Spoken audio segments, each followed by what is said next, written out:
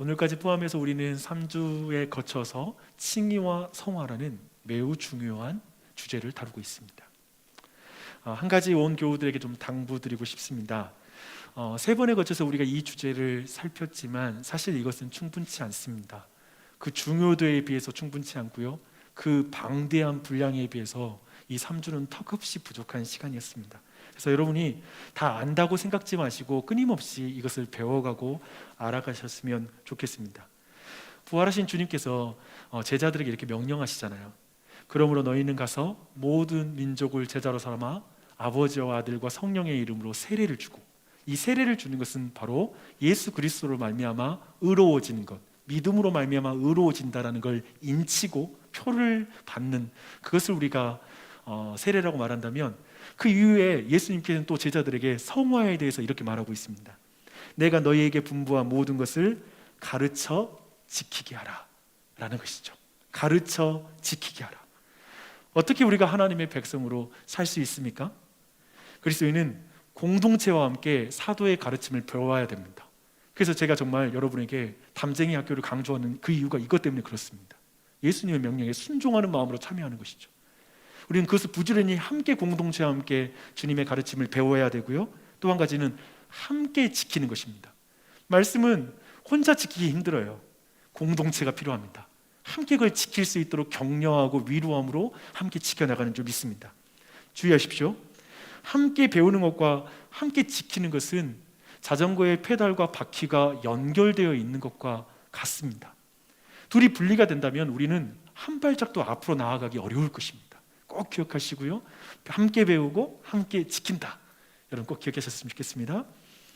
오늘 우리가 살필 이 야고보서 또한도 그 비슷한 주제를 다루고 있습니다. 함께 배우고 함께 지키는 삶, 그걸 분리가 이루어지면 안 되잖아요. 근데 1장 22절을 한번 봐보십시오. 야고보서 1장 22절입니다. 너희는 말씀을 행하는 자가 되고 듣기만 하여 자신을 속이는 자가 되지 말라. 지금 초대교회에 심각한 영적 위기가 찾아왔습니다. 그건 깊은 속임이 교회 안에 있었던 것입니다. 그건 뭐냐면 말씀을 듣기만 하고 행하지 않는 것이죠. 말씀을 듣기만 하고 행하지 않잖아요. 필경 우리는 신앙적인 기만에 빠집니다. 우리 자신이 자기 자신에게 속아 넘어갑니다. 굉장히 중요해요. 그래서 반드시 착각하게 되는 것이죠. 그래서 야고보서는 그 착각을 이런 식으로 이렇게 말합니다. 행함이 없는데 나는 믿음이 있어 라고 말하는 사람이 많다라는 것입니다. 또한 하나님의 말씀을 지키지 않는데 스스로 말하는 거예요. 난 하나님 잘 알고 있어 라고 말한다는 것입니다. 그것은 스스로 속고 있는 신앙이라는 것이죠. 생각해 보십시오. 자전거의 그 페달과 바퀴가 연결되어 있지 않은 것은 아마도 우리 모두 그것에 속지는 않을 거예요. 만약에 중간에 체인이 없거나 체인이 그 궤도에서 이탈했을 때 우리는 헛도는 것, 아니면 전혀 앞으로 나아가지 않는 것 통해서 나 지금 자전거가 지금 페달과 둘이 분리되어 있구나 라는 걸 충분히 눈치를 챌 것입니다. 그런데 신앙은 그렇지 않습니다.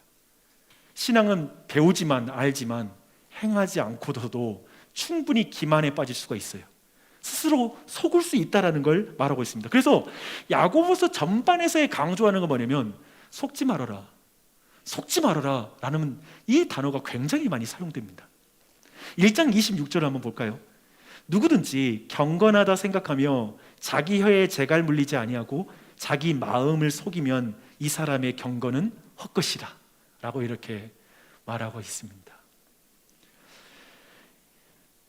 그래서 야고보서는 사실 우리 모두를 속임에서 건지는 말씀입니다. 얼마나 감사합니까? 모든 착각에서 모든 사람을 깨우는 것, 착각에 빠진 사람들을 정신 차리게 해주는 말씀, 그게 바로 야고보서의 말씀입니다. 착각하는 것이 얼마나 위험하고 어리석은 일인지 사실 제가 지난주에 몸소 체험했습니다. 제가 좀 그 이야기를 들려드릴게요. 사실 저 지난 목요일 아침부터 금요일 저녁까지 제가 핸드폰을 잃어버렸습니다. 제 기억에 목요일 아침에 제가 새벽에 일어날 때 분명히 핸드폰을 보고 깨어 일어났거든요.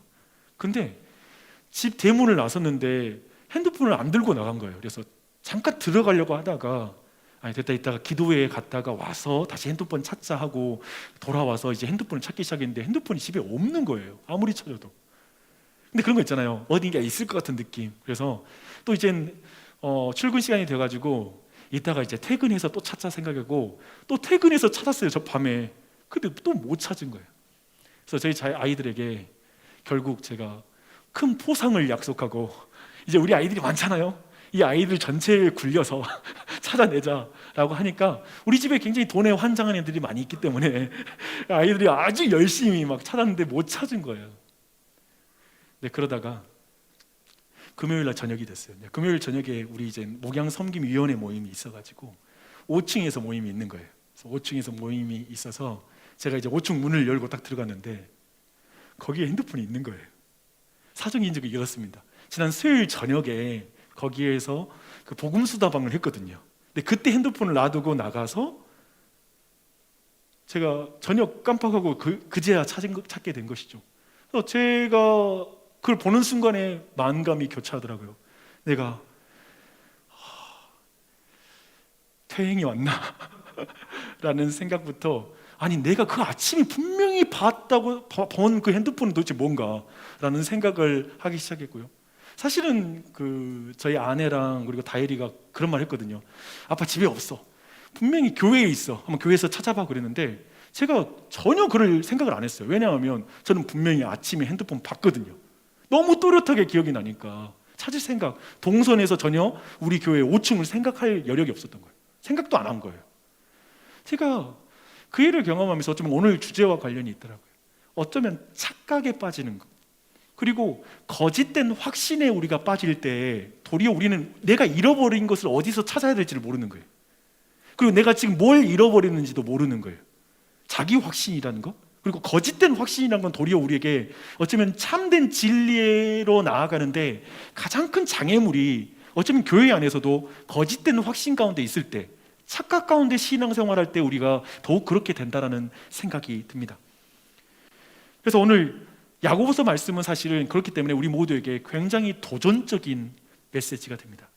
여러분이 가지고 있는 확신에 대해서 굉장히 도전할 거고요. 그게 어떤 근거로 그런 확신을 갖는지에 대해서 질문하게 될 것입니다. 그리고 여러분이 가지고 있는 믿음, 그리고 그 믿음이 참된 믿음인지 어떻게 알 수 있느냐라는 것을 여러분에게 거칠게, 매우 자극적으로 강하게 말하는 것이 바로 야고보서입니다. 근데 제 생각에는 여러분이 자신의 오늘 말씀 듣는 중에 어쩌면 자신의 그 신앙과 그리고 믿음과 굉장히 부대낄 거예요. 먼저 여러분에게 알려드립니다. 근데 그 말씀을 들을 때 자기의 거짓된 확신이 드러날까 봐 너무 두려워하지 않았으면 좋겠습니다. 왜냐하면 제가 그 휴대폰을 찾는 그 순간에, 5층에 가서 본 그 순간에 제가 아까 말한 대로 여러 가지 만감이 교차했잖아요. 내가 지난 며칠 동안 왜 그렇게 그냥 시간 낭비를 했나?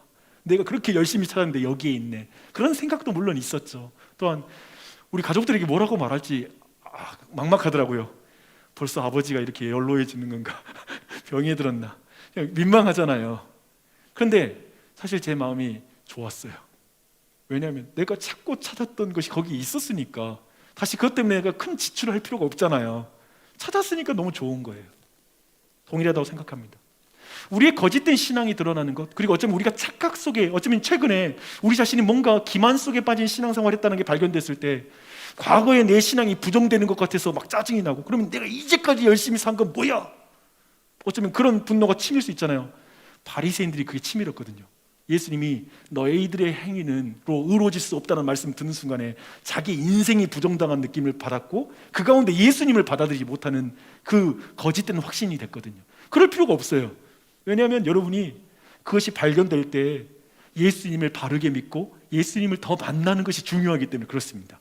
오늘 이 말씀이 그런 의미에서 중간중간에 여러분에게 있을 많은 어떤 부대낌 속에서도 그 예수님을 만나는 게 더 중요해라는 가치 속에서 말씀을 귀 기울여서 들었으면 좋겠습니다. 먼저 14절 말씀 함께 읽겠습니다. 함께 읽습니다. 내 형제들아, 만일 사람이 믿음이 있노라 하고 행함이 없으면 무슨 유익이 있으리요? 그 믿음이 능히 자기를 구원하겠느냐? 라고 말합니다. 야고보는 지금 말하고 있습니다. 행함이 없는 믿음은 구원의 유익을 주지 못하는 믿음이다 라고 말하고 있습니다. 지금 야고보는 믿음을 구분하고 있습니다. 구원을 얻는 믿음과 구원의 유익을 주지 못한 거짓 믿음이 있다는 것입니다. 이 두 종류의 믿음을 구분해서 우리에게 말해주고 있습니다. 무엇이 참된 믿음과 거짓 믿음을 나누는 기준이 되죠? 그것은 뭐냐면 행함입니다. 행하는 것이 그 기준이 됩니다.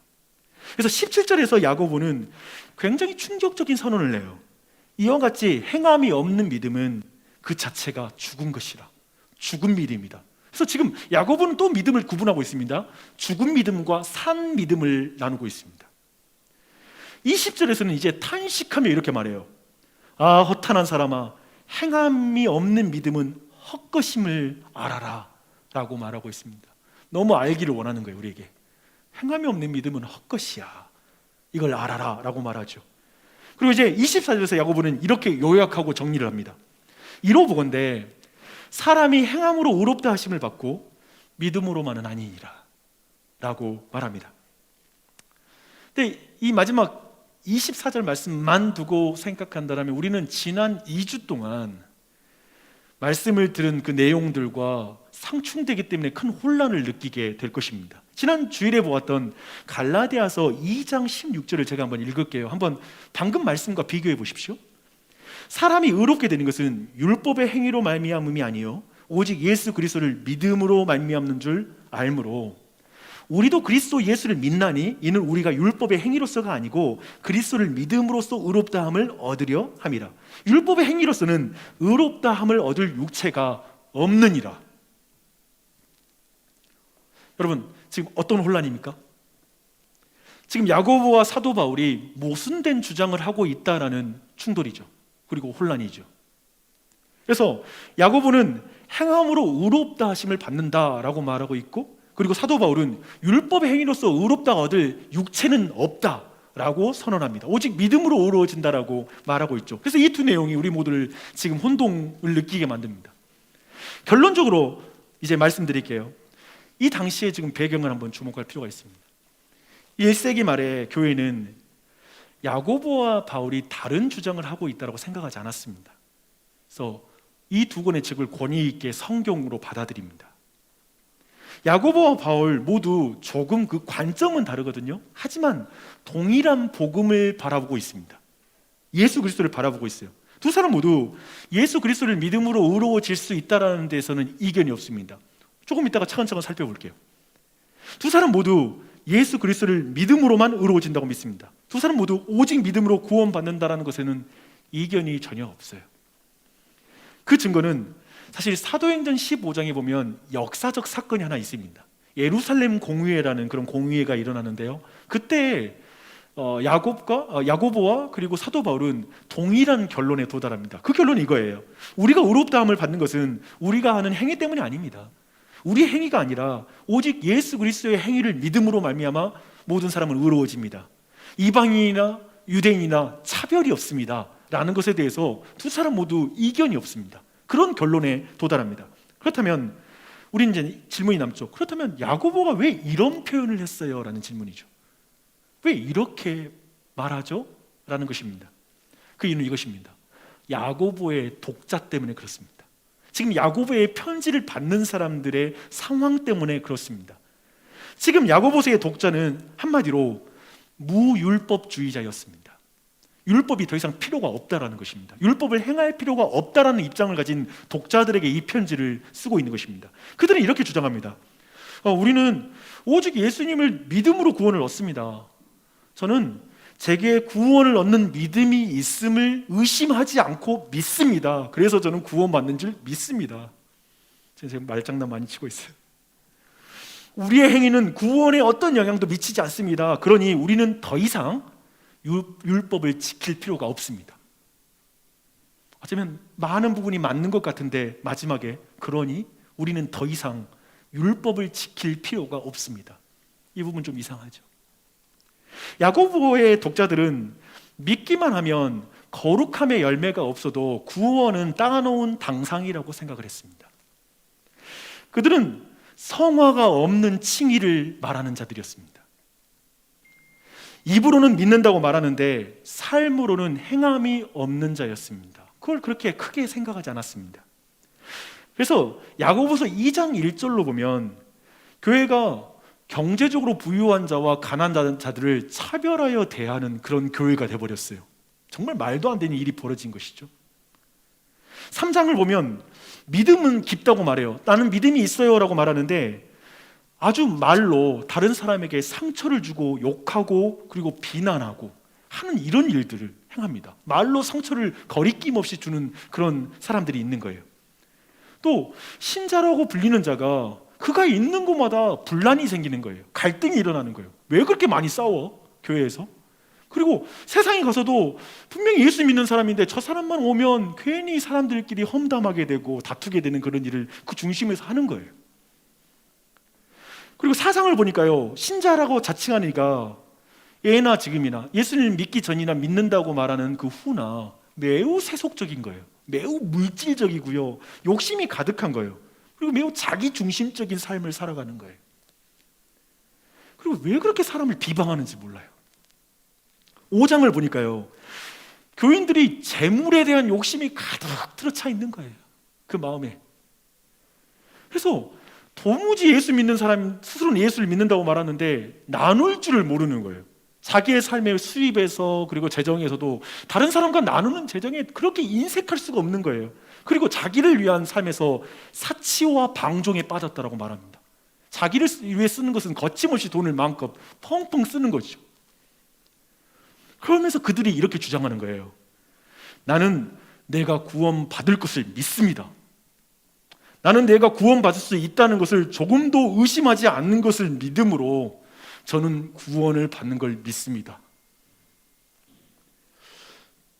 이런 경우에 어떤가요, 여러분이? 삶 속에서 정말 신자답지 못한 사람 만날 때 정말 저 사람이 어떻게 교회 다녔어? 요즘 저 사람이 교회 안 다닐 것 같은 사람이 그런 말을 할 때 여러분들은 스스로 어떤 질문을 하게 됩니까? 아마도 우리는 필연적으로 이런 질문을 하게 될 거예요. 정말 참된 믿음이란 게 뭘까? 그리고 정말 저런 믿음도 구원을 받는다는 게 말이 되는가? 진짜 저게 믿음으로만 구원 받는다는 게 저게 통할까? 라는 생각이 들 것입니다. 지금 야고보서를 주목하십시오. 지금 야고보서의 독자들은 그런 사람들인 거예요. 그런 의미에서 야고보서는 오직 믿음으로, 예수님을 믿음으로 구원받는다라는 질문이 지금 이 야고보서의 대답이 아닙니다. 야고보는 그것을 위해 쓴 게 아니에요. 야고보서는 우리가 어떻게 하면 구원을 받는지, 그리고 우리가 어떻게 하면 의로워지는지에 대한 것에 쓴 책이 아니라 야고보의 답은 이거예요. 야고보는 이렇게 말합니다.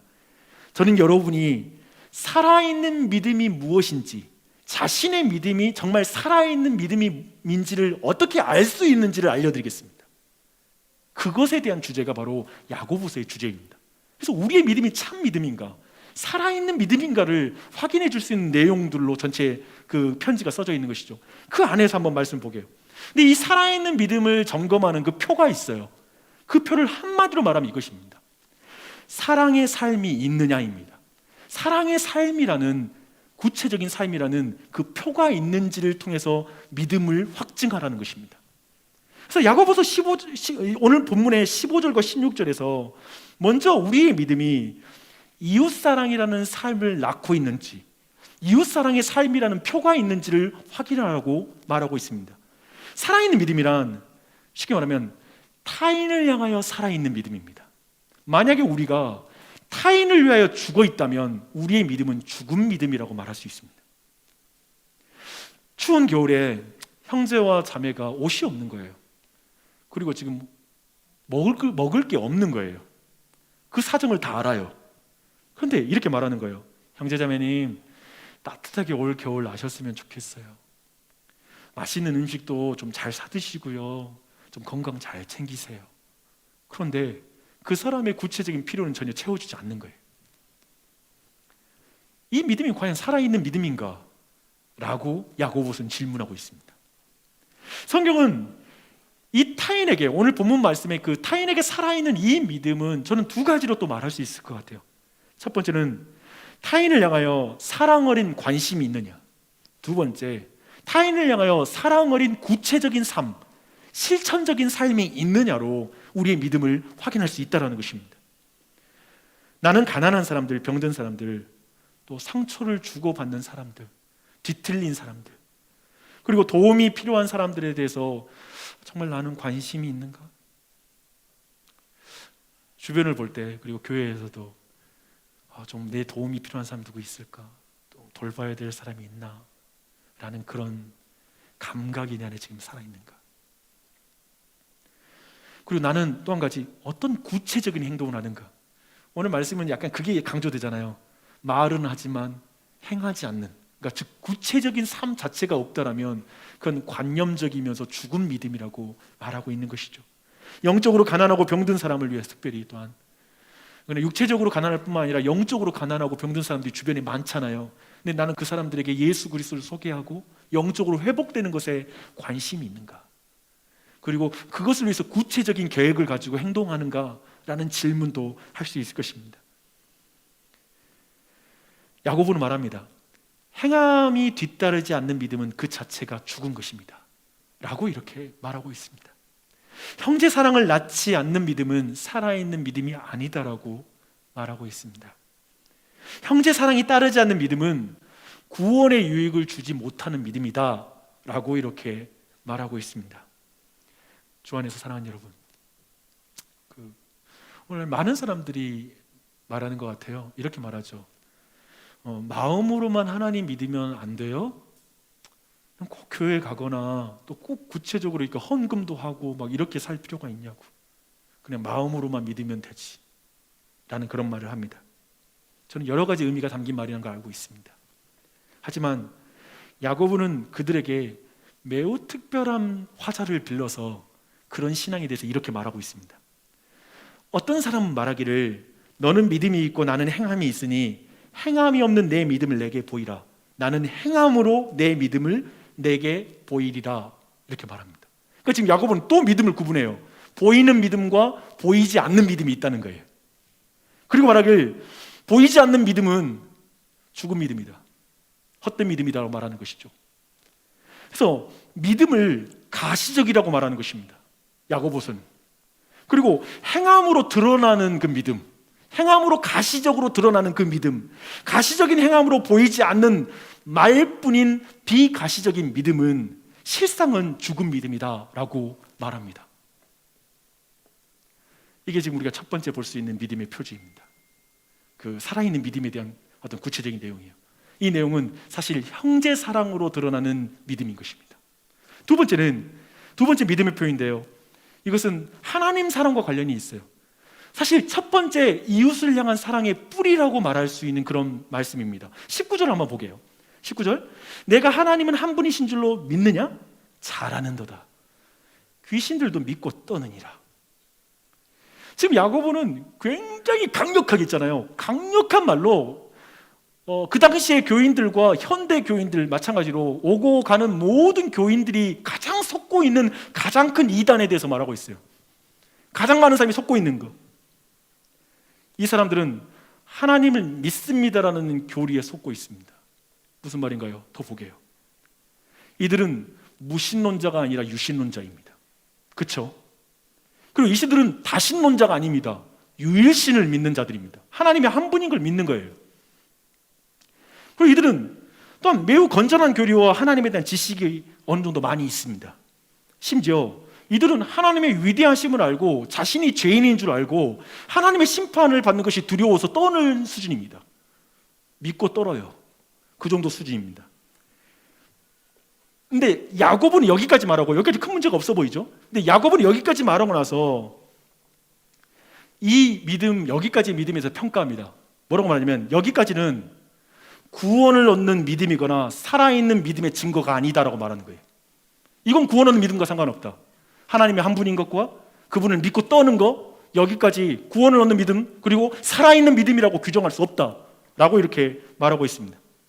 유일신을 믿고 자신이 죄인인 것을 알고 심판을 두려워하는 마음을 가진 이들이 구원을 얻는 믿음을 가지고 있는 것은 아니다 라고 이렇게 말하는 것입니다. 사실 이런 믿음은 수많은 종교인들이 가지고 있습니다. 그리고 수많은 철학자들도 이 정도까지는 올 수 있습니다. 야고보는 심지어 뭐라고 말해버리냐면 사단도 이런 믿음을 가지고 있다라고 말하므로 굉장히 모욕적인 말이죠. 그렇죠? 사단도 그 정도 믿음 가지고 있어 라고 말할 정도입니다. 이런 믿음을 가진 사람들은 종교적으로 위대한 일을 할 수 있어요, 사실. 그리고 수많은 선행을 행할 수 있고 고행을 행할 수도 있습니다. 우리가 타종교에서 보듯이 어마어마하게 위대한 일을 행할 수도 있습니다. 희생적인 삶도 살 수 있습니다. 초자연적인 기적도 행할 수 있습니다. 물속에 들어가서 몇십 분씩 참을 수도 있어요.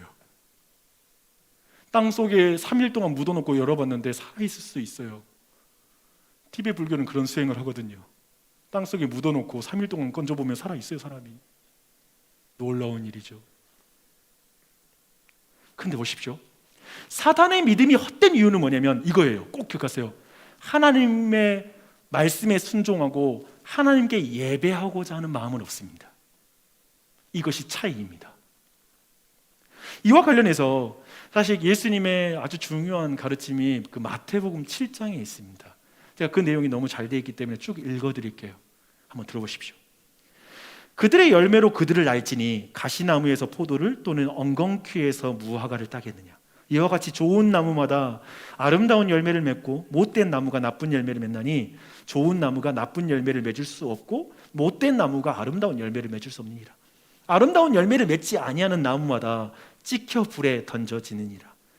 이러므로 그들의 열매로 그들을 알리라. 성경에서 열매는 행함과 관련이 있습니다. 나더러 주여 주여 하는 자마다 천국에 들어갈 것이 아니요 다만 하늘에 계신 내 아버지의 뜻대로 행하는 자라야 들어가리라.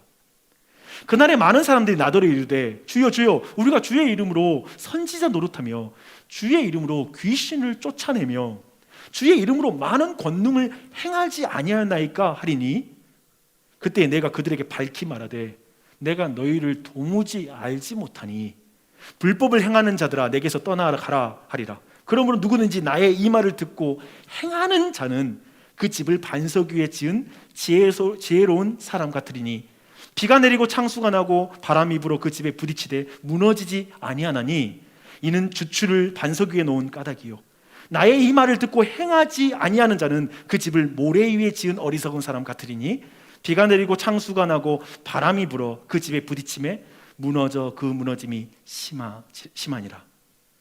보십시오. 유일신에 대한 믿음을 갖고 그리고 초자연적인 기적도 행할 수 있고요. 심지어 예수님의 이름으로 기적을 행하니까요. 그러나 그것이 살아있는 믿음의 증거는 아니라는 거예요. 그를 구원하는 믿음의 증거는 아니라고 예수님께서 분명하게 밝히고 계십니다. 그래서 어쩌면 종교인의 착한 일, 즉 하나님의 말씀에 순종하는 마음이 아니라 순종함이 아니라 내가 착한 일을 행해야지, 내가 선한 일을 통해 구원에 이르러야지, 즉 종교인에게서 하나님께 다다르고자 내가 선택한 선한 행위, 그 일도 참된 살아있는 믿음이라고 볼 수 없다는 것입니다. 병든 자를 고치고 귀신을 쫓아내고 살아있는 믿음의 어떤 증거, 역사는 아니라는 것입니다. 그것은 귀신도 행할 수 있는 일이라고 말하는 것입니다. 하지만 예수님의 말씀을 듣고 행하는 믿음은 살아있는 믿음이다. 예수님의 말씀을 듣고 순종하는 믿음이 구원하는 믿음이다 라고 말씀하십니다. 그것이 하나님 보실 때 살아있는 믿음이에요. 하나님 앞에 살아있는 자입니다. 그래서 오늘 본문의 이 악한 자를 보십시오. 이 사람은 자신에게 살아있잖아요. 자신의 행위에 대해서는 완전히 살아있어요. 천국에 가서 심판대 앞에서도 내가 주의 이름으로 이런 많은 일을 했다고요, 이렇게 사역 열심히 했다고요, 그러니 나를 천국에 들어가게 해주셔야죠. 나는 메리트가 있습니다. 나에게 우선권을 주셔야 됩니다. 자기에게 살아있죠. 예수 그리스도의 행위에 살아있지 않아요. 예수 그리스도를 믿는 게 아니에요. 그렇죠? 그래서 그는 결국 주께서 어두운 가운데 슬피 울게 될 것이라고 말씀하고 있을 뿐입니다. 오늘 본문에서 행함이 없는 믿음이 헛것인 예를 한번 또 들어볼게요. 이 내용은 이제까지 쭉 말씀을 들었던 내용들을 전체 요약하고 있는 그런 예화이기도 합니다. 항상 이제 아브라함을 통해서 제가 이제까지 내용들을 쭉 주제에 다뤘던 모든 내용들을 설명을 드릴 텐데요. 항상 스토리는 우리를 훨씬 이해하기 쉽게 만듭니다. 지금까지 좀 어려웠을지 모르지만 더 분명하게 한번 이해해 보시게요. 오늘 본문의 21절을 보면 아브라함이 그 아들 이삭을 제단에 바침으로, 그 제단에 바친 그 행함으로 아브라함이 의롭다 하심을 받았다라는 표현이 있습니다. 사실 이 일은 창세기 22장에 있었던 사건입니다. 창세기 22장에 보면요, 하나님이 어느 날 독자 이삭을 하나님이 이끄신 산에 가서 제물로 바치라고 아브라함에게 명령하십니다. 아브라함은 사실 상상할 수 없는, 이해할 수 없는 명령이죠. 하지만 순종해요. 왜냐하면 하나님은 자신이 상상할 수 없고 자신의 생각보다 크신 분이라서, 이것은 명령을 이해해서 순종한 게 아니라 하나님을 신뢰해서 순종하는 거죠. 그렇죠? 그런 순간이에요. 그렇게 순종합니다. 야고보는 아브라함이 그 행위가 그를 의롭게 했다라고 표현하고 있습니다. 그런데 23절 봐봐요.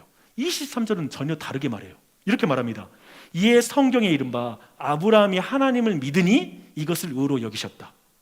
그러니까 지금 바로 한 구절 뒤로 넘어가서 하나님을 믿었으니까 아브라함이 의로워졌다는 말을 또 사용하고 있는 거예요. 이 둘은 상충하는 표현으로 보이죠. 그 자체에서 충돌을 일으키는 것 같아요. 근데 21절에서 아브라함이 행함으로 의로워졌다고 말하고 23절에서 믿으니 의로워졌다라고 이렇게 말하고 있는 것이죠. 그런데 이것이 충돌이 아닌 이유가 있어요. 사실 23절이 일어난 시점인데요, 15장, 창세기 15장에 있었던 사건을 말합니다. 우리가 아는 것처럼 창세기 15장이 뭐냐면요, 이제 하나님으로부터 아들을 줄 걸 약속을 받았는데 아이는 태어나지가 않는 거예요. 도저히 이제 육체도 늙어가기 때문에 가망이 없어 보이는 거예요. 그때 하나님이 나타나시죠. 그때 아브라함이 자기 마음에 있는 속상한 마음을 하나님께 말해요. 하나님, 제 후사는 우리 집에서 길리운 이 엘리에셀이 저의 후사가 될 것입니다. 이제 뭐 제 육체에서 무슨 아기가 태어나요. 이런 말을 하게 되죠. 그때 하나님께서 하늘의 별을 보여주시면서, 아니, 너에게 자손을 줄 거고 내 후손들은 이렇게 별과 같이 많아질 거야 라는 약속을 주십니다. 근데 그때 아브라함이 여호와를 믿으니 여호와께서 이를 그의 의로 여기셨다라는 말씀이 15장에 나옵니다. 그렇다면 시간으로 구성하면 이 모든 내용들이 정리가 되는 거예요. 아브라함은 여호와를 믿으니 의로워진 것입니다. 의롭다 여겨진 거예요. 다만 한참 뒤에 그의 믿음이 독자 이삭을 바치라는 하나님의 명령에 순종함으로 그 믿음이 살아있는 믿음이라는 게 증명된 것이죠. 드러난 것이죠. 특별히 의롭게 됐다라는 성경 원어는 사실 증명되다라는 의미도 있거든요. 그것이 그렇게 드러나다라는 의미를 가지고 있거든요. 그래서 생각해 보시죠. 믿음도 그렇지만 하나님을 사랑하는 게 어떻게 드러나요, 여러분? 여러분이 하나님 사랑하는 걸 어떻게 증명할 수 있어요? 아브라함이 그거예요. 자기가 너무나 사랑하는 독자 이삭, 그것보다 나는 하나님을 더 사랑합니다 라는 게 그 아들 하나님의 명령에 순종함으로 하나님을 내 자녀보다, 내 금쪽 같은 자녀보다 내가 더 사랑하다는 걸 분명히 증거하고 있는 것이죠. 드러내는 것이죠. 그래서 22절은 아브라함의 믿음과 행함을 이렇게 정리하고 있습니다. 내가 보거니와 믿음이 그의 행함과 함께 일하고 행함으로 믿음이 온전하게 되었느니라 라고 말합니다. 믿음은 반드시 행함을 낳는다라고 말합니다. 만약에 행함을 낳지 못하는 믿음이라면 그 믿음은 죽은 믿음이다, 살아있지 못하다라는 걸 말하는 것이죠. 이거죠. 그리고 그 행함은 그 믿음이 살아있는 믿음, 그리고 구원을 얻는 믿음이라는 걸 증명한다. 그 행함으로 그것이 진짜 믿음이라는 걸 확증해 준다라는 의미를 가지고 있는 것입니다. 야고보는 살아있는 믿음을 증명하는 것이 우리의 행함인 것을 강력하게 말하는 책입니다. 이것에 강조점을 두는 거예요. 그래서 이렇게 말하는 거예요. 단순히 믿음을 고백하는 것만으로는 당신이 하나님 앞에서 옳다는 것을 증명할 수는 없습니다. 의롭다는 것을 증명할 수는 없습니다. 삶에서 구체적으로 하나님의 말씀에 순종함으로 하나님을 가장 사랑하는 것과 형제를 사랑한다는 것을 드러내므로 당신의 믿음이 구원을 얻는 믿음, 살아있는 믿음이라는 걸 증명할 수 있습니다. 그걸 확증합니다. 당신도 그것으로 자신의 믿음이 진짜라는 걸 확신할 수 있을 것입니다. 이렇게 말하고 있습니다. 이제 전체 내용 정리할게요. 아까 말한 것처럼 야고보서는 오직 믿음으로만 구원받는다, 예수님을 믿음으로만 구원받는다라는 것에 있어서, 그것으로 의로워진다는 것에서 이견이 없습니다. 사도 바울과 동일한 견해를 갖고 있습니다. 다만 무엇이 참된 믿음인가? 무엇이 살아있는 믿음인가? 무엇이 구원하는 믿음인가? 라는 이 깊은 질문에 대답합니다. 야고보는 믿음은 사랑을 통해서 증명된다고 말합니다. 제가 어렸을 때 믿는다는 걸 증명하는 게 어떤 식이었던 거냐면 믿는 걸 의심하지 마세요라는 걸로 증명했던 것 같아요. 그러니까 믿습니다. 그러면 아멘. 또 앞에서 다시 한번 믿습니까? 그러면 아멘 해가지고 그래, 내가 믿는 것 같아. 그 한 10번 반복하면 굉장한 확신이 밀려 들어옵니다. 강력합니다. 근데 재밌어요. 성경은 우리가 생각하는 믿음은 자기 확신적, 자기 주문적인 믿음의 확신을 말하는데 야고보는 사랑을 사용하는 거예요. 사랑으로 믿음을 검증할 수 있다는 거예요. 사랑은 뭐냐면 대상이 존재해요. 자기 자신을 셀프 사랑할 수는 없잖아요. 사랑은 항상 타자가 있죠. 하나님 사랑과 이웃 사랑으로 너의 믿음이 참된 믿은 것을 체크하라, 점검해라 라는 것이 지금 중요한 야고보서의 가르침입니다. 그래서 어쩌면 믿음이라는 건 내 자신이 경험한 신비한 체험, 나 옛날에 그 체험했기 때문에 나는 구원 얻는 믿음이 있어. 난 분명히 구원받을 거야. 옛날에 나 분명히 체험했거든. 그리고 내 병도 치유됐거든. 정말 내 아말감이 금으로 바뀌었거든. 확실히 난 구원받아. 그리고 내가 고행하고 예수님에서 기적과 수많은 헌금과 선행을 얼마나 많이 했는데, 이 모든 것은 자기 확신이거든요. 자기 행위 기반의 자기 확신이거든요. 근데 성경은 재밌는 거예요.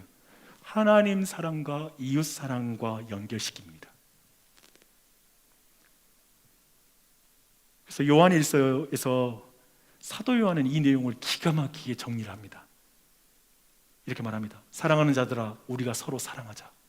사랑은 하나님께 속한 것이니 사랑하는 자마다 하나님으로부터 나서 하나님을 알고 사랑하지 아니하는 자는 하나님을 알지 못하나니 이는 하나님은 사랑이십니다. 하나님을 사랑하십니까? 여러분이 이웃을 사랑하십니까? 사랑하면 하나님께 속한 거예요.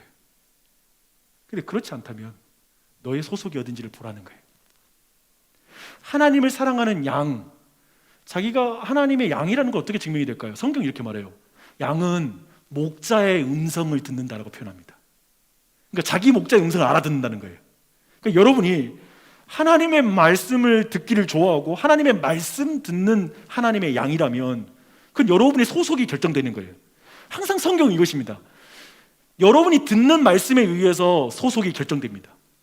하와가 사단의 말을 듣는 순간에 사단의 자녀, 사단을 이제 아비로 두게 된 것입니다. 그러나 하나님의 말씀을 듣기로 결정하면 그것은 하나님의 자녀라는 것이 증명되는 것이죠. 그리고 성경 더 말해요. 요한 1선 더 강조한 게 뭐냐면 하나님을 사랑하면 하나님의 말씀을 듣게 된다. 만약에 너희가 율법을 듣지 않는다면 하나님을 사랑하는 게 아니다라고 말합니다. 왜 그럴까요? 우리가 사랑하는 연인들 이렇게 너무 사랑하다 보면, 그리고 배우자를 또 이렇게 사랑하면 상대 말을 너무 들어주고 싶잖아요. 이게 철저히 이 개념은 쉬운 거예요, 여러분. 사랑하면 그의 말을 듣고 싶은 거예요. 그리고 만약에 내가 가장 말을 잘 듣고 있고 귀를 기울이는 대상이 내 아내가 아니라 다른 여자라면 이게 외도예요. 그렇겠죠? 왜냐면 나는 그 여인에게 속한 거예요. 내 아내가 아니라. 그러니까 내게 가장 잘 듣는 여인은 내 아내고 가장 잘 듣는 남자는 내 남편이 되어야 되는 게 맞겠죠. 그것에 내 소속이 있는 것이니까. 성경이 말합니다. 하나님의 말씀을 듣느냐? 내 열심, 교회 생활을 그냥 내가 열심히 하는 거, 내가 종교 생활 알맞게 지켜주는 차원이 아니라 내가 오늘 순종해서 예배당 가야지, 내가 순종함으로 성도들과의 교제에 힘써야지. 근본적으로 하나님께 순종함으로 나아가는 신앙, 참된 믿음입니다. 그런 부분을 확인할 수가 있죠. 요한은 계속해서 말합니다. 우리가 하나님 말씀 듣는 것을 억지로 듣는 게 아니라는 거예요. 이렇게 말합니다. 그가 우리를 위하여 목숨을 버리셨으니 우리가 이로써 사랑을 알고 우리도 형제를 위하여 목숨을 버리는 것이 마땅하니라. 누가 이 세상의 재물을 가지고 형제의 궁핍함을 보고도 도와줄 마음을 닫으면 하나님의 사랑이 어찌 그 속에 거하겠느냐. 자녀들아, 우리가 말과 혀로만 사랑하지 말고 행함과 진실함으로 하자라고 말합니다. 행함이 없는 사랑은 진짜 사랑이 아니며 행함이 없는 믿음은 죽은 믿음이다. 그래서 저는 오늘도 재물에 대해서 나왔지만 우리가 헌금을 근본적으로 할 수 없다면, 양의 문제가 아니라 근본적으로 우리가 헌금, 실질적인 가시적인 물질로 표현되지 않는 믿음이라면 그건 믿음이 아닙니다. 왜냐하면 오늘날 누군가를 도울 때 물질을 사용하니까요. 오늘 이 헌금에 대한 부정적인 것 때문에 이런 개념도 다 버려버리고 싶은 마음이 있겠지만 그게 아니잖아요, 그렇죠? 내 에너지와 내 좋은 은사들과 내가 가장 사랑하고 첫 것을 주님께 기꺼이 드리는 거, 독자 이삭을 바치는 것처럼 내게 가장 소중한 걸 나눌 수 있는 것이 하나님 사랑이요? 믿음이에요. 어떻게 헌금으로 믿음을 말할 수 있어요? 아니요, 성경은 우리가 진짜로 그걸 이상하게 사용하지 않는다라면, 성경적으로 바르게 사용한다면 물질과 시간과 우리의 모든 사랑과 모든 걸 쓰는 게 바로 우리의 믿음이에요. 내가 사랑하는 게, 내가 시간을 쓰는 게 내가 사랑하는 거예요. 내가 속한 것이에요. 근데 그 일은, 그 사랑, 형제 사랑이라는 것은 억지로 하는 게 아니라, 그러면 어디 볼까요? 이제 내가 형제 사랑으로 내 믿음을 증명해야지, 그래가지고 이제 막 형제를 위해서 목숨을 바쳐요? 아니요, 성경은 분명히 말하는 거예요. 너희를 위해서 예수님께서 십자가에 달려 죽으셨지 않느냐. 그 사랑을 믿으면 형제를 위하여 목숨을 버리는 것이 마땅하니라. 그 둘이 연결되는 것이죠. 너가 형제를 위해서 목숨을 바치면 예수님이 너를 위해서 십자가에 달려 죽으실 거야. 예수님이 너를 그렇게 사랑할 거야가 아니라, 너가 예수님의 사랑을 믿는다면, 그 사랑을 받은 자라면 형제를 위해서 마땅히 내 생명을 바칠 것이다 라고 말하는 것입니다. 우리가 십자가에 드러난 하나님의 사랑을 본다면 우리가 말과 혀로만 사랑하는 것이 아니라 행함과 진실함으로 하게 될 것이다 라고 말하고 있습니다. 왜냐하면 십자가는 하나님이 나를 사랑해 라고 말로 한 게 아니라, 인간의 몸을 입고 이 땅에 내려오셔서 행동과 구체적으로 내 모든 경험을 체휼하시고 나를 대신하여 십자가에 달려 죽으시고 내가 당할 고통과 내가 당할 죽음을 실질적으로 갚아주는 실질적인 행동이었으니까, 100만 달란트를 갚아주는 사건이었으니까, 그걸 경험한다면 형제를 향하여 행함과 진실함으로 할 거야, 말로만 할 수가 없어 라고 말하는 것이죠. 여기까지 내용입니다.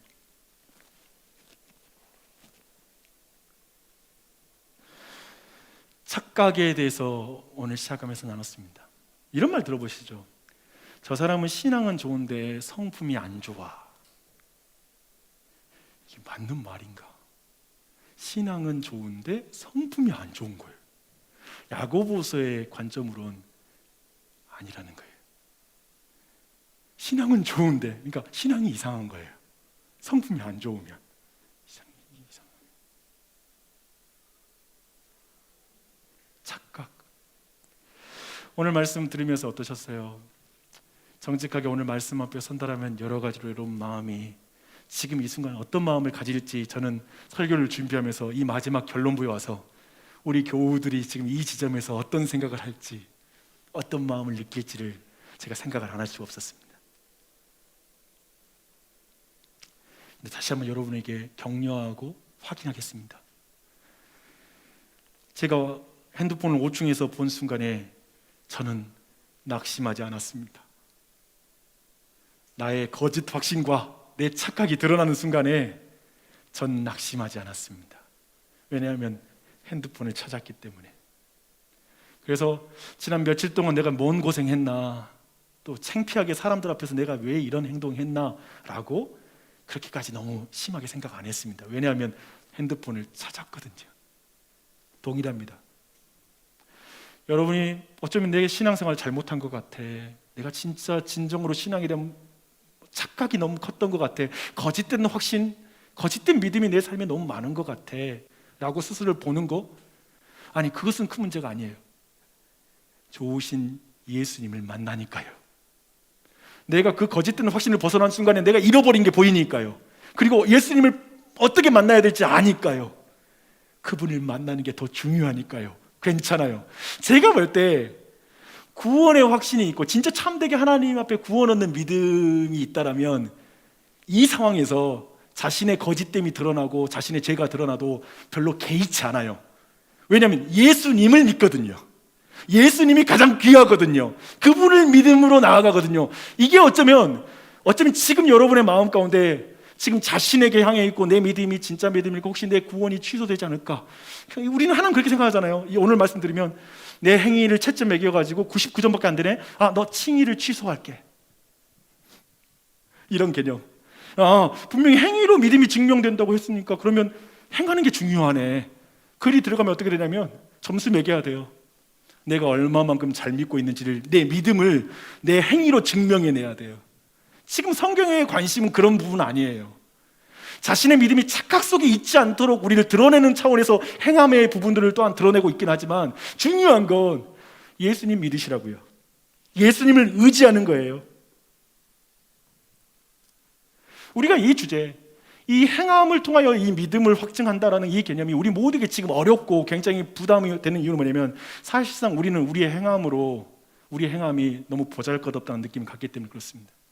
너무 이기적이고 형제를 위해서 목숨까지 마땅히 바쳐 아까워 죽겠는데 나는 계산하고 있는데 내 물질을 쓰는 거 모든 것도 내 중심적인데 나에게는 사치하지만 다른 사람 쓰는 것은 인색한데 뭐 여러 가지 복잡하거든요. 또 여러분이 대단하게 많이 행해도 대단하게 행하고 있다는 느낌도 안 들어요. 사실은 나는 더 나눌 수 있는데 못 나누고 있는 죄인이라는 느낌을 더 받죠. 그래서 이 상황에서는 그 행함으로 내 의로움에 대해서 확증하는 것은 불가능해요. 사실상.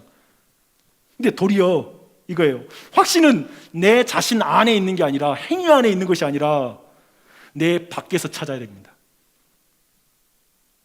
예수 그리스도를 의지하는 것. 하나님의 의는 예수 그리스도야.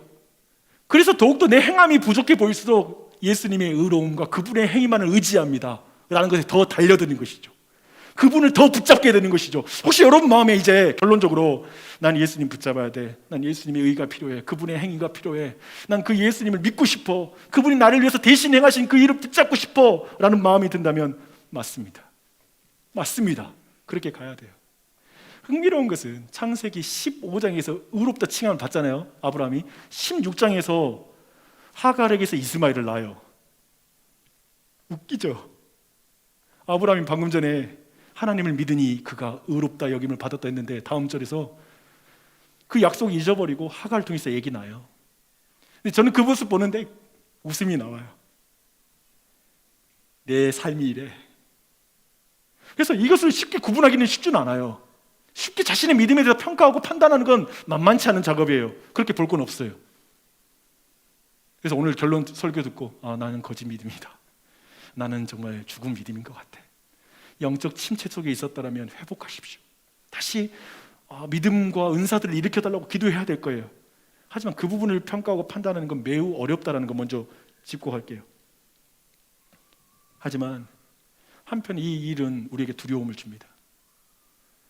정말 내가 구원 얻는 믿음, 지금 오늘 밤에 죽는다면 나는 정말 하나님 앞에 설 수 있는 믿음인가?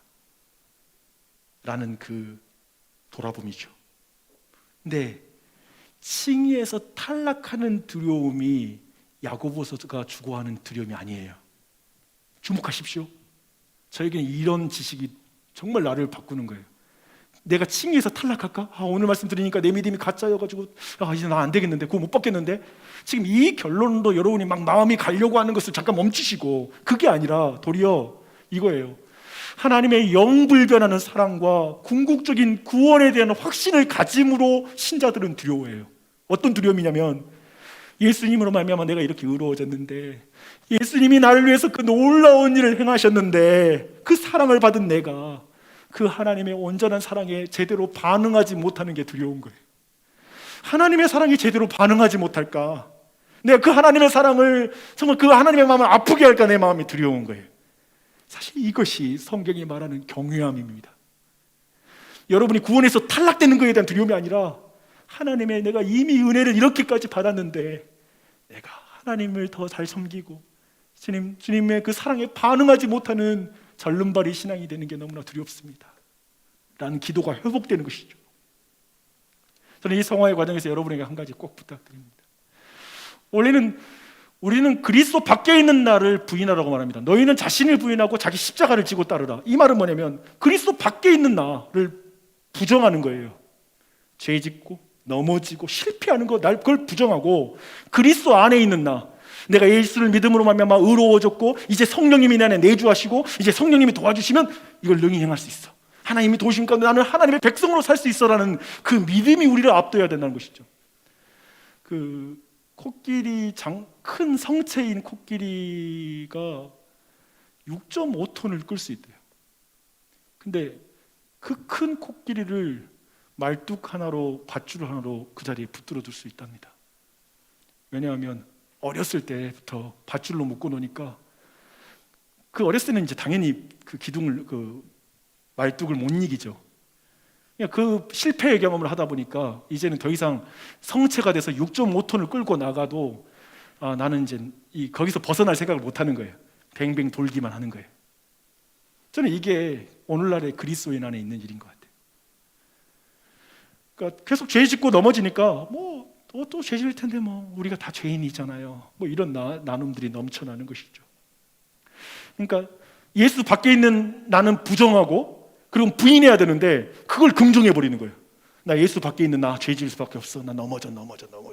대신 예수님 안에 있는 나, 성령님이 내 안에 내주었는데 성령님을 내 안에 정말 근심시키고 성령님을 의지하지도 않고 성령님의 도우심에 대해서 구하지도 않고 기도하지도 않고 난 능력 없어 부족해라는 말로 어쩌면 그 성체가 된 그 코끼리와 같은 신세, 그런 신앙생활이 어쩌면 우리 삶에 많이 있는 것 같아요. 사랑하는 여러분, 아니에요. 그래서 다시 한번 여러분의 삶의 신앙적인 것들을 회복했으면 좋겠어요. 침체됐다면 다시 회복했으면 좋겠어요. 그리스도 안에 있는 나를 긍정하세요. 그리스도를 축소시키지 마세요. 그리고 여러분 죄인인 자신을 너무 축대시키지 마세요. 너무 키우지 마세요. 여러분 그렇게 아니요. 그리스도 밖에 있는 여러분을 부정하십시오. 부인하십시오. 그러면서 예수님이 나를 어떤 사랑을 했는지를 늘 기억하며 그 안에서 형제 사랑과 하나님의 사랑을 우리 안에 행하는 것, 그 삶으로 나아갔으면 좋겠어요. 그래서 주일이면은 예배당에 나오는 거, 마을 모임에 참여하는 거, 아까 말했죠. 참된 믿음은 형제 사랑, 예배에서 다 드러나요. 거기에서 하나님을 향한 그 모든 사랑이 깊이 드러나요. 가시적으로 드러나요. 여러분의 하나님 은혜 가운데 다시 한번 그런 삶, 가시적인 믿음과 그 은혜가 회복되기를 축원합니다.